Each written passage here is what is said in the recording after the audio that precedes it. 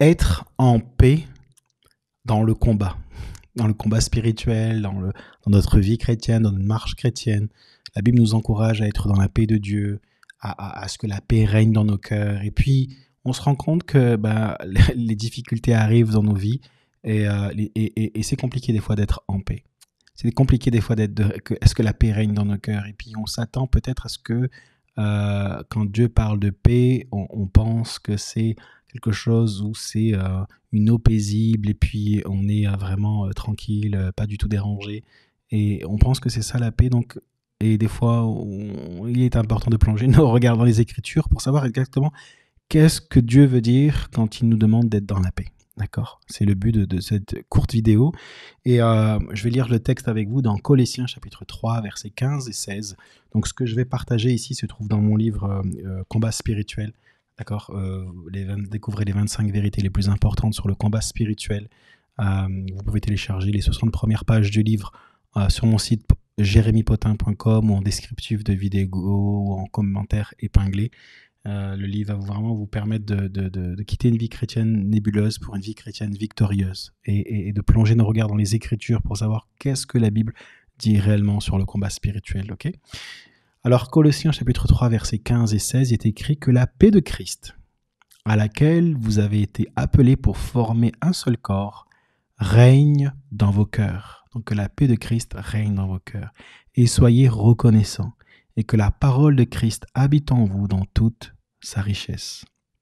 On voit là l'encouragement de l'apôtre Paul à l'église aux Colossiens, de dire, mais il faut que la paix de Dieu règne dans vos cœurs. Alors, je ne sais pas quelle image vous avez quand on dit que la paix de Dieu règne dans vos cœurs, mais moi, l'image que j'avais, c'est de dire que, en fait, la paix règne tellement qu'il ne peut y avoir rien d'autre. C'est-à-dire que je peux passer par des moments de difficulté à mon travail, dans ma vie personnelle, ma vie familiale, dans toutes sortes de ma vie relationnelle, peu importe, et de me dire que la paix de Dieu est tellement là que je ne suis pas affecté par quoi que ce soit. Et la réalité, c'est que ça n'existe pas. On n'a pas ce genre de vie-là. Et c'est pas possible. D'accord ? On est sur Terre, on a des émotions, on n'est pas des anges. Hein, donc, du coup, qu'est-ce que ce texte veut dire ? Je ne veux pas étudier le texte en fonction de ce que je vis, mais je veux étudier la parole de Dieu pour qu'elle m'examine et que je puisse comprendre ce que Dieu attend de moi.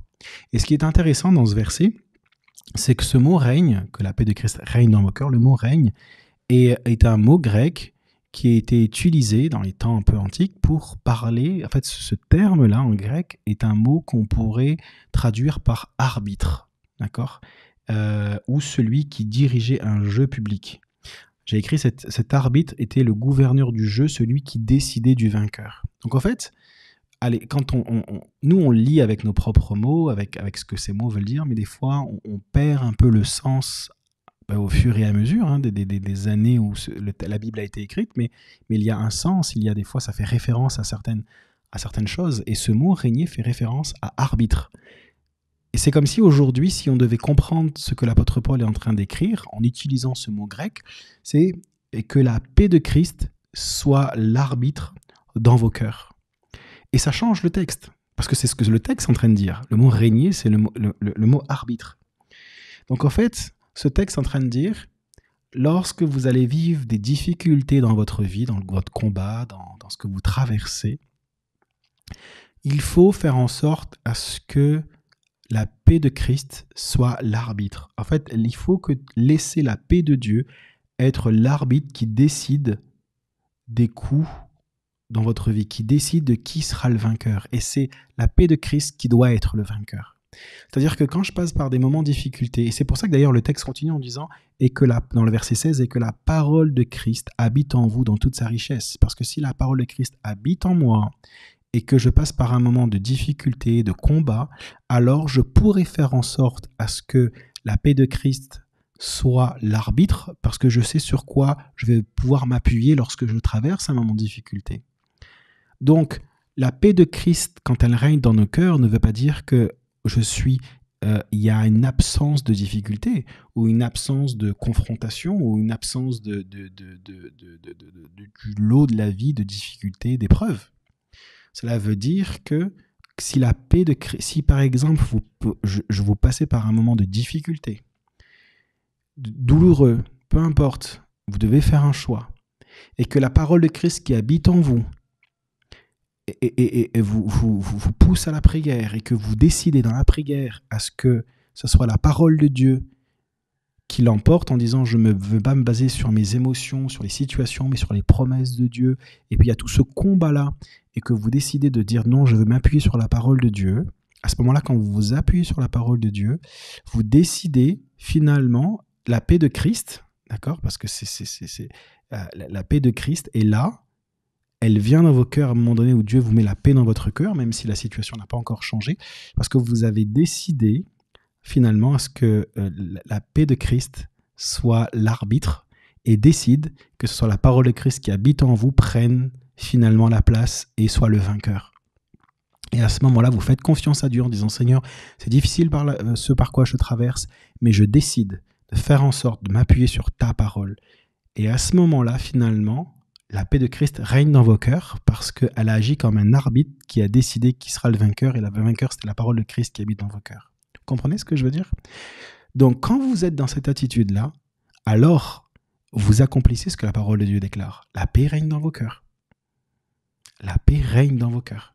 Parce qu'elle a écrasé l'ennemi. Elle a écrasé les pensées qui pouvaient vous éloigner de la parole de Dieu.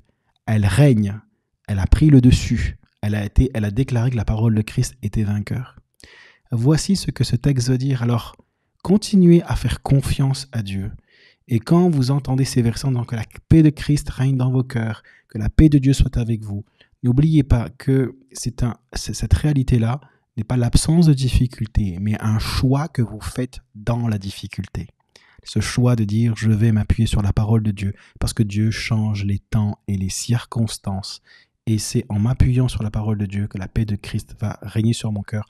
Et n'oublions pas ce verset qui déclare « Et c'est le Dieu de paix qui écrasera bientôt Satan sous vos pieds. » Et quand je suis dans cette paix-là et quand la paix de Christ règne en moi, alors il y a toute une dimension spirituelle qui prend place où Dieu écrase l'ennemi sous mes pieds.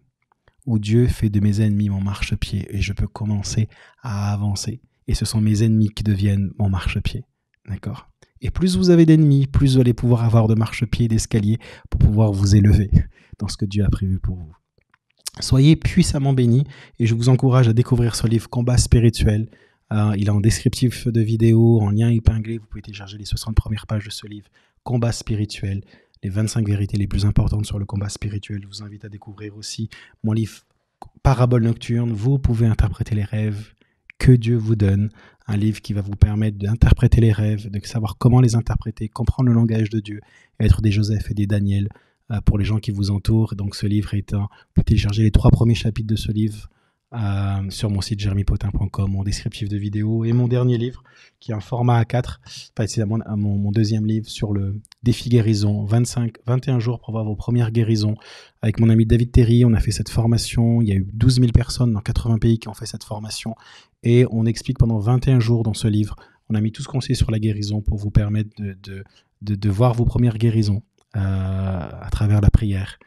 Je vous invite à découvrir ce livre aussi sur mon site web.